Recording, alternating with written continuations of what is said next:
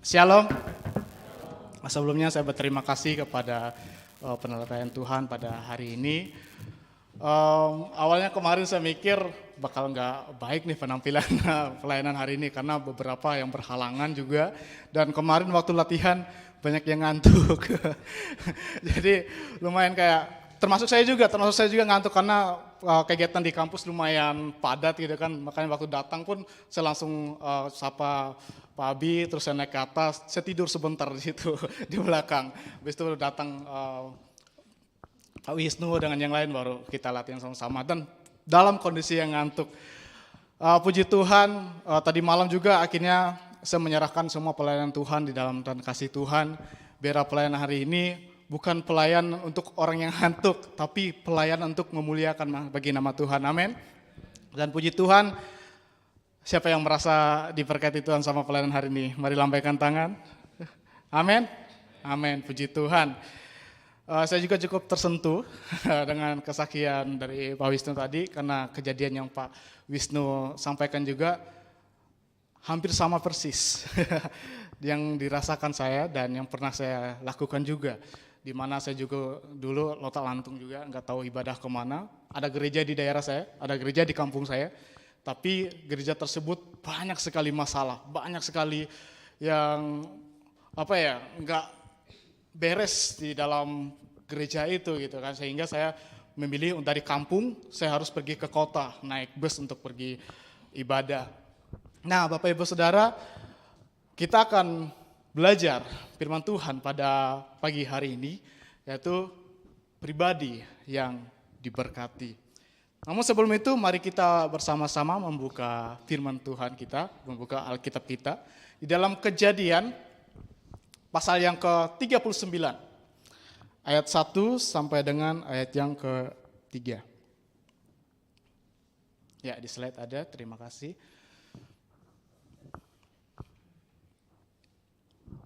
Karena firman Tuhan ini sangat singkat, jadi kita baca bersama-sama saja. 3, 2, 1. Adapun Yusuf telah dibawa ke Mesir dan Potifar, seorang Mesir, pegawai istana Firaun, kepala pengawal raja, membeli dia dari tangan orang Ismail yang telah membawa dia ke situ. Setelah dilihat oleh Tuhan, ayat 2 dulu. Ya, tetapi Tuhan menyertai Yusuf sehingga ia menjadi seorang yang selalu berhasil dalam pekerjaannya, maka tinggallah ia di rumahnya tuannya orang Mesir itu. Setelah dilihat oleh tuannya bahwa Yusuf disertai Tuhan dan bahwa Tuhan membuat berhasil segala sesuatu yang dikerjakan. Amin. Mari kita bersatu dalam doa. Bapa dalam sorga, kami telah mendengarkan firman-Mu, kami telah membaca firman-Mu. Bantu hamba-Mu dalam menyampaikan firman-Mu ini Tuhan. Hanya dalam nama Tuhan Yesus kami sudah berdoa. Amin. Pribadi yang diberkati. Ada satu pemuda yang salah satu saya kenal juga. Dia mempertanyakan tentang 3 hal.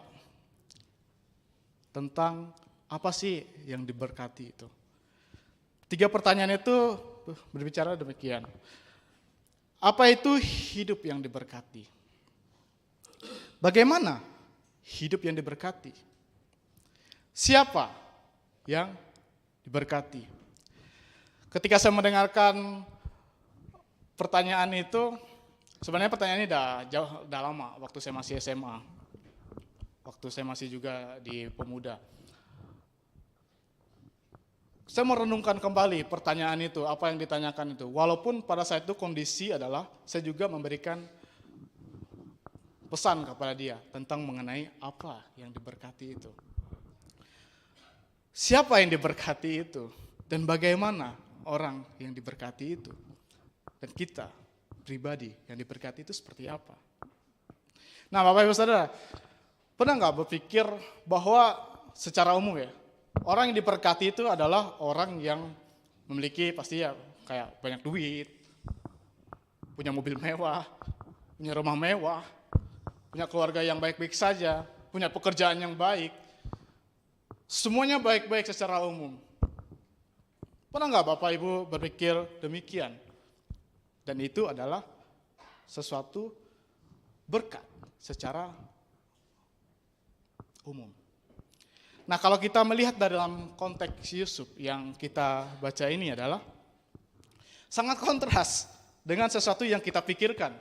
Yang diberkati tadi adalah orang yang punya duit, orang yang hidupnya nyaman-nyaman saja, hidupnya sejahtera, nampaknya wow, positif kita lihatnya.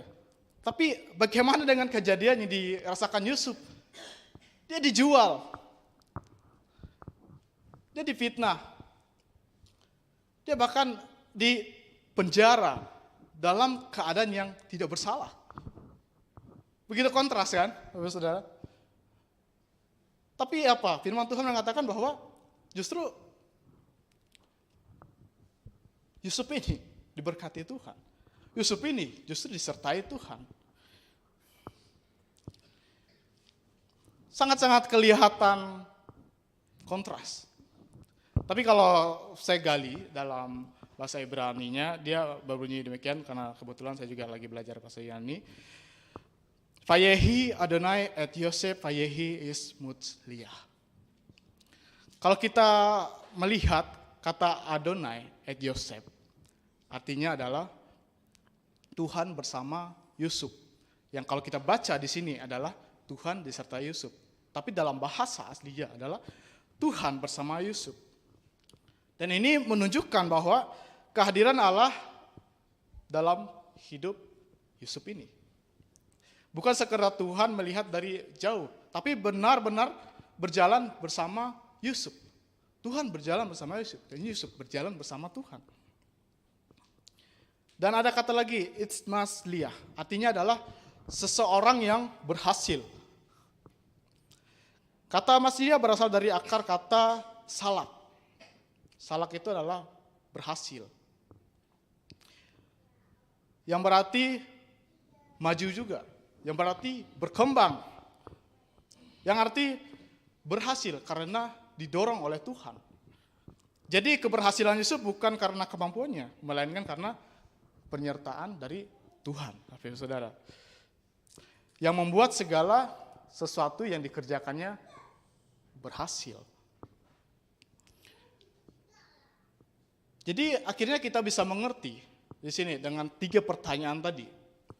Apa itu hidup yang diberkati? Kalau kita lihat dari konteks dalam ayat yang kedua, namun Tuhan menyertai Yusuf sehingga ia menjadi orang yang berhasil. Ia tinggal di rumah tuannya, orang Mesir itu. Artinya adalah hidup yang diberkati itu adalah hidup yang berjalan bersama Tuhan. Hidup yang disertai oleh Tuhan. Dan pertanyaan kedua adalah bagaimana hidup yang diberkati? Hidup yang diberkati ya Bapak Saudara adalah sebenarnya hidup yang di dalam kesetiaan. Dan yang terakhir adalah siapa yang diberkati? Jelas, orang yang disertai oleh Tuhan itu sendiri. Nah, dari pendahuluan ini kita bisa melihat, kita akan belajar 3 poin yang akan kita belajar bersama-sama dan kita akan renungkan bersama-sama dan kita akan jalani bersama-sama. Yang pertama adalah setia di dalam Tuhan, Bapak Ibu Saudara. Yusuf adalah contoh orang yang tetap setia kepada Tuhan meskipun hidupnya dipenuhi dengan penderitaan. Ia dijual oleh saudaranya, dijadikan budak di negeri asing, bahkan dipenjara padahal ia tidak bersalah. Namun dalam setiap keadaan Yusuf tidak pernah berpaling dari Tuhan. Ini menjadi perenungan kita. Apa yang terjadi dalam keadaan yang Yusuf rasakan? Penderitaan, kesusahan, ditempa, kata Pak Wisnu tadi bilang. Apakah kita akan tetap setia? Apakah kita akan tetap melakukan berjalan bersama-sama dengan Tuhan? Seperti yang dilakukan oleh Yusuf. Bukan hanya karena baik-baik saja, itu secara umum. Tapi sebenarnya hidup kita ini pasti banyak sesuatu masalah. Karena dalam masalah itu, Tuhan mau membentuk kita. Tuhan mau melihat sesuatu yang terjadi pada kita. Apakah kita mau tetap setia? Seperti juga yang terjadi dalam Habakuk. Bapak Ibu tahu cerita Habakuk? Di mana Habakuk adalah orang yang mempertanyakan kepada Tuhan.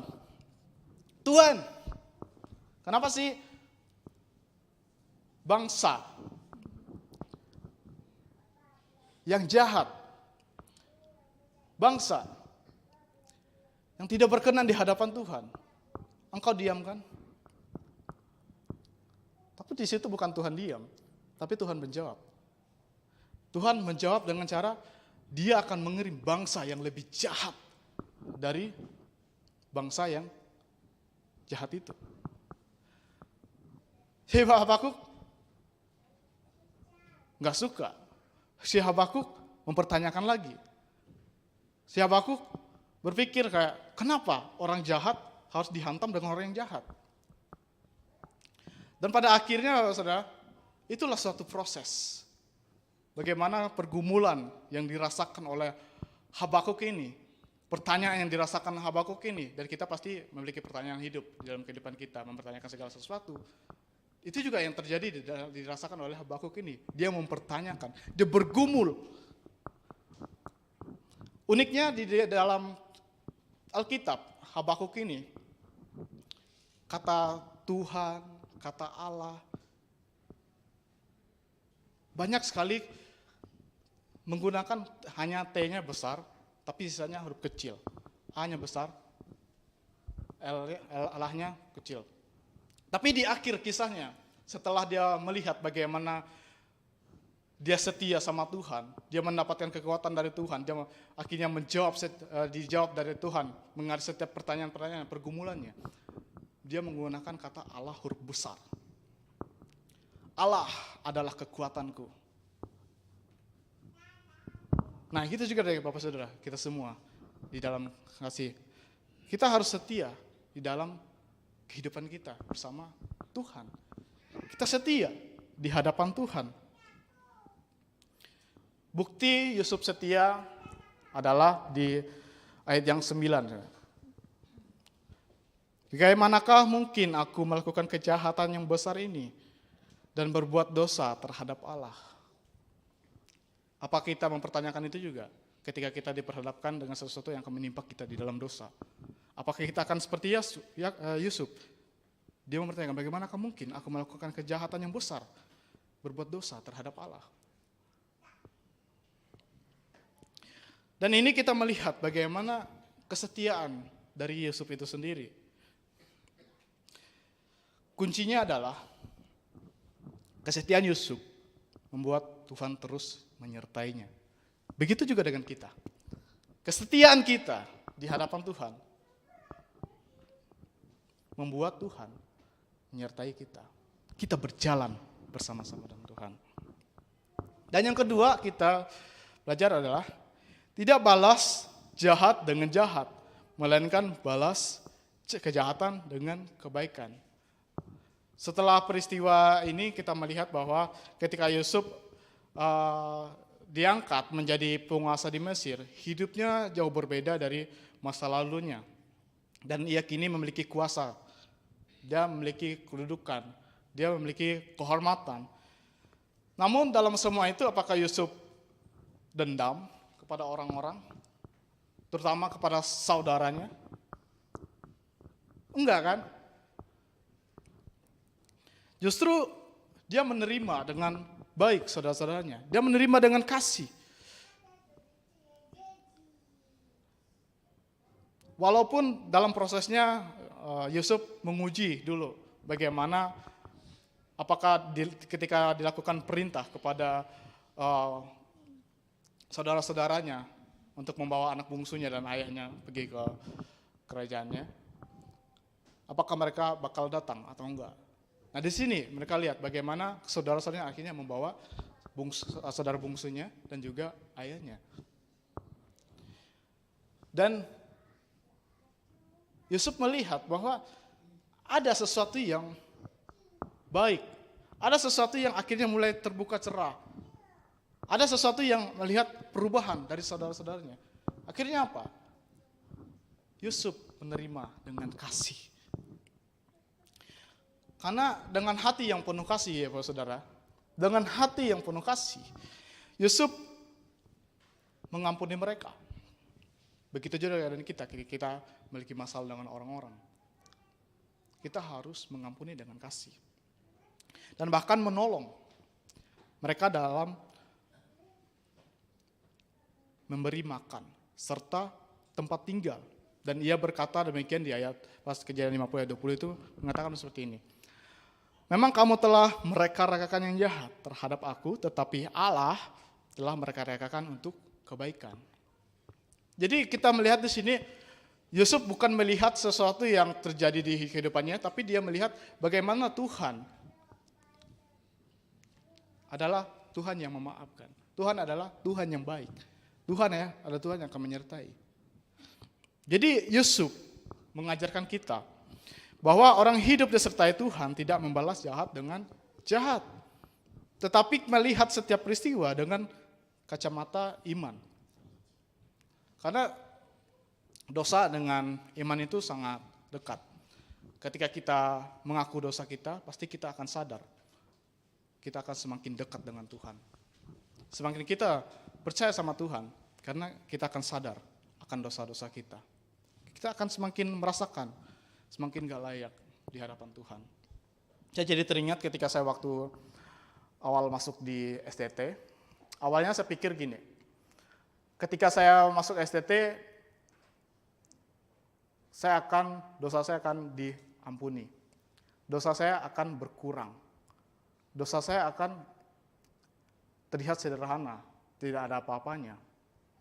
Tapi ternyata setelah masuk STT, setelah belajar semakin dalam firman Tuhan, belajar pemahaman-pemahaman spiritual, ternyata saya lebih berdosa dari Bapak Ibu Saudara.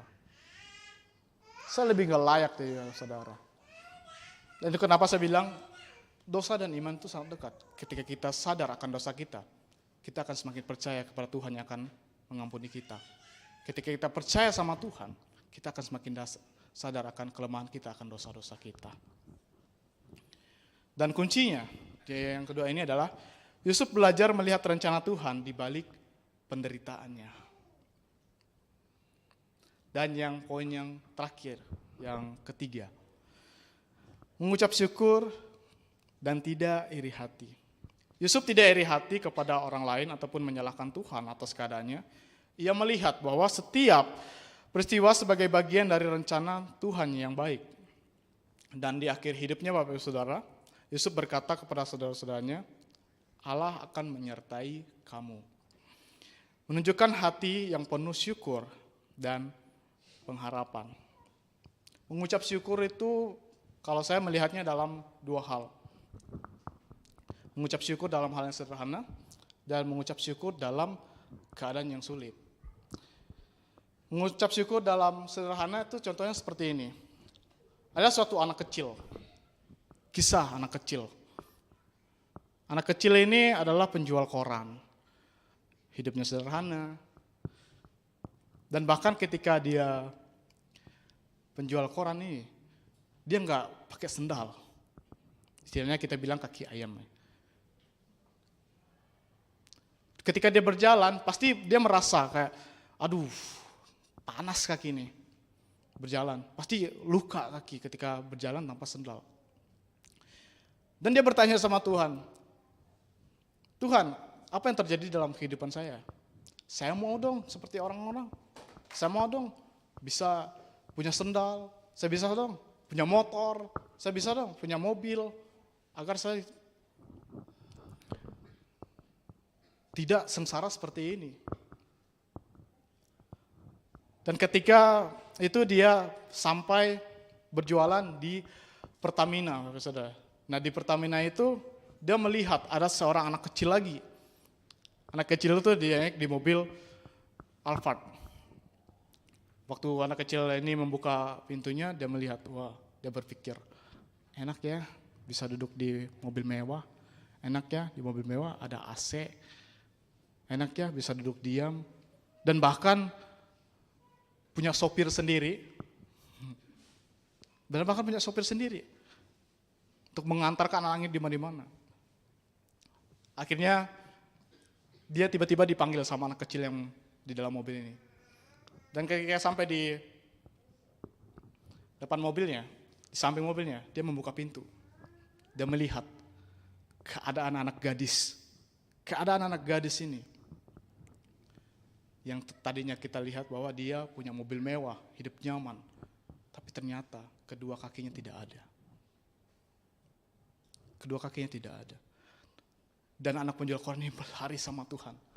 Berlari ke sana kemari. Sambil berteriak-teriak. Aku bersyukur Tuhan. Aku bersyukur masih punya kaki. Aku bersyukur Tuhan. Aku masih bersyukur bisa berjalan. Aku bersyukur Tuhan. Aku bersyukur masih bisa berlari. Itu contoh sederhana. Ketika kita mengucap syukur dalam hal sederhana. Dan kita melihat cerita lagi, ilustrasi. Dari mengucap syukur dalam situasi yang berat. Ada satu kisah tentang seorang pelaut. Waktu dia melaut, mencari ikan. Dia sendiri berjalan tanpa ada pendamping. Waktu dia berjalan sendiri, dia sebenarnya kurang persiapan. Yang dia bawa itu hanya korek untuk dia membakar ikan ketika dia sudah mendapatkan ikan, karena posisi pasti lapar waktu di tengah laut. Jadi waktu dia dapat ikan, dia bisa bakar. Nah, ternyata waktu dia sampai di tengah laut, awalnya dia bersyukur karena banyak dapat ikan, melimpah di perahunya. Melimpah. Dalam kondisi itu, dia sangat mengucap syukur sama Tuhan. Tuhan terima kasih atas berkat-Mu. Tuhan terima kasih atas apa yang saya terima ini. Saya sangat bersyukur ya Tuhan. Dan pada saat itu, dia makan ikannya. Dia bakar ikannya. Satu ketika dia lagi melihat jalannya, dia lupa. Ternyata bara api yang dia hidupkan itu belum mati. Akhirnya apa? Kebakar. Ikannya habis.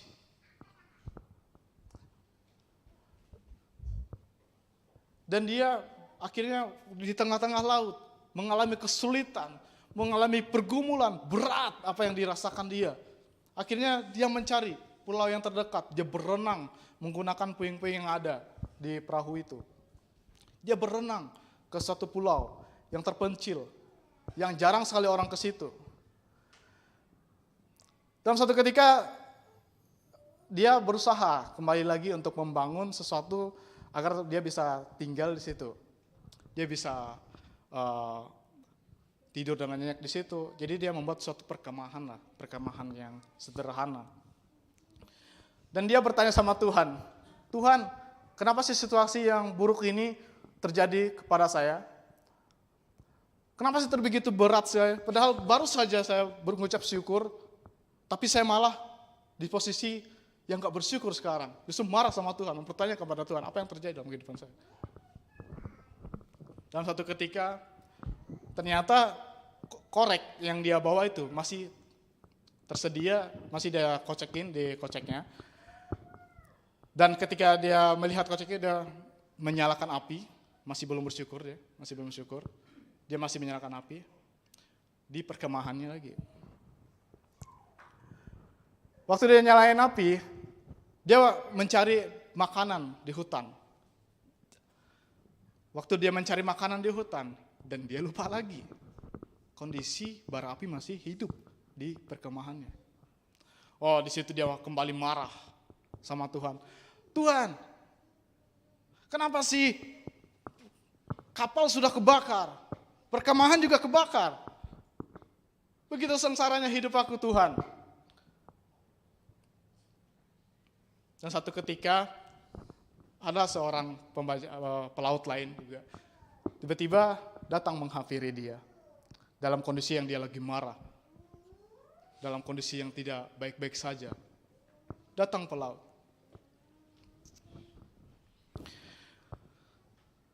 Waktu datang pelaut yang lain, dia menghampiri, langsung dia bertanya kepada yang lagi marah ini, Apa yang terjadi kepada dirimu?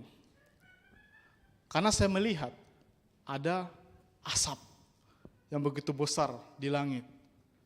Dan saya melihat bahwa itu pasti adalah pertolongan dari orang-orang yang membutuhkan pertolongan di laut, di suatu pulau yang terpencil. Dia datang di situ dalam kondisi yang masih marah. Dia tiba-tiba kesadar, ternyata walaupun kebakar kemahnya, dia bersyukur asap api itu yang bisa menyelamatkan dia. Asap api itu yang membuat orang akhirnya datang kepada dia. Itu suatu kejadian yang lumayan rumit di hadapannya. Akhirnya apa?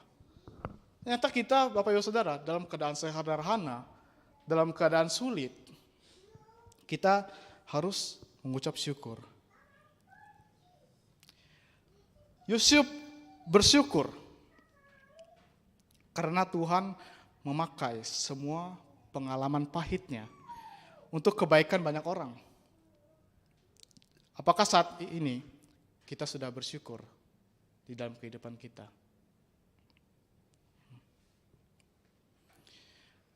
Dan ketika kita mengucap syukur, pasti kita dekat dengan yang namanya iri hati, kan saudara?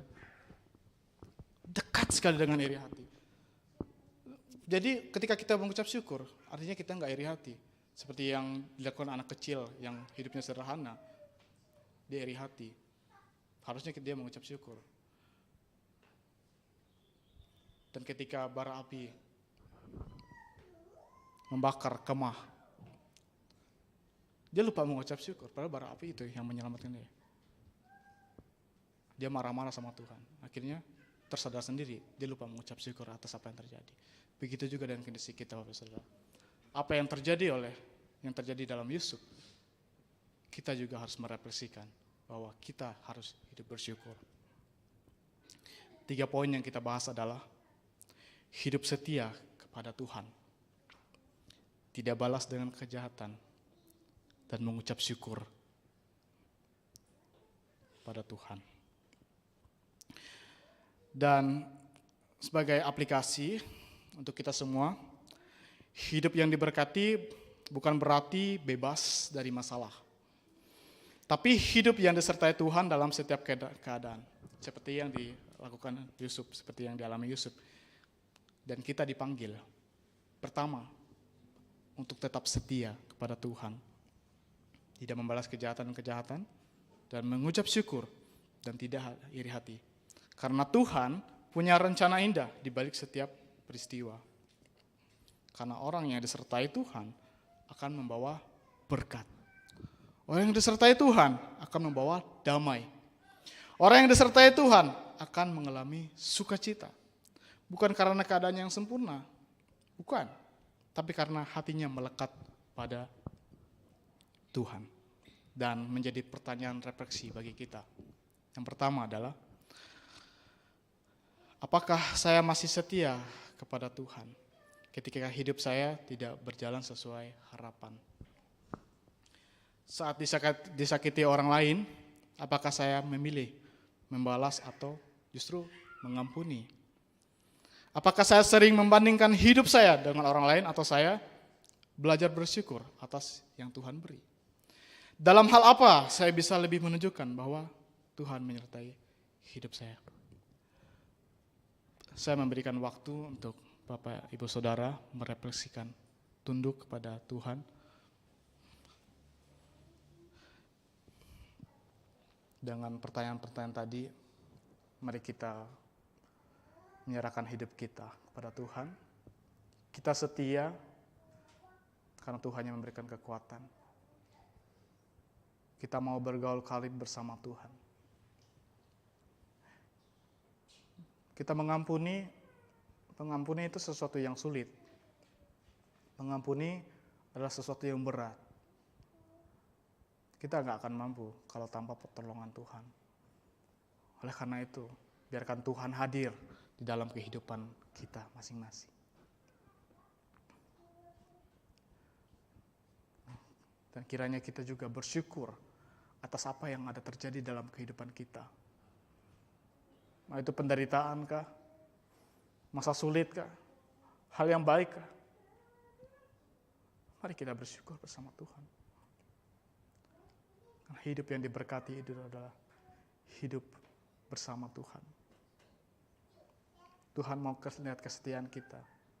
Tuhan melihat ketaatan kita.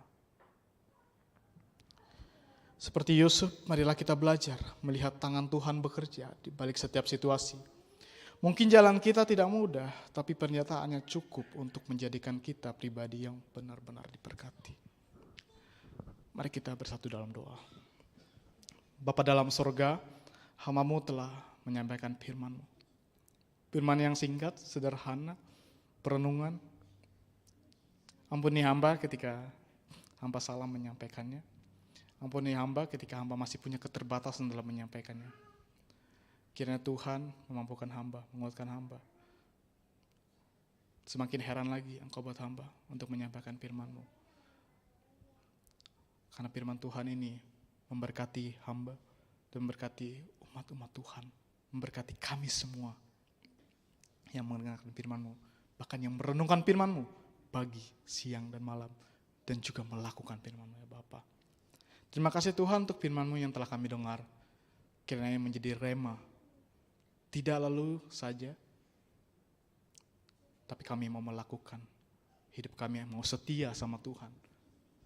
Mau mengampuni orang yang sekitar kita. Mau bersyukur kepada Tuhan. Karena yang kami mau adalah Bapak Tuhan, hidup kami adalah hidup yang diperkenankan oleh Tuhan. Pribadi yang diberkati oleh Tuhan.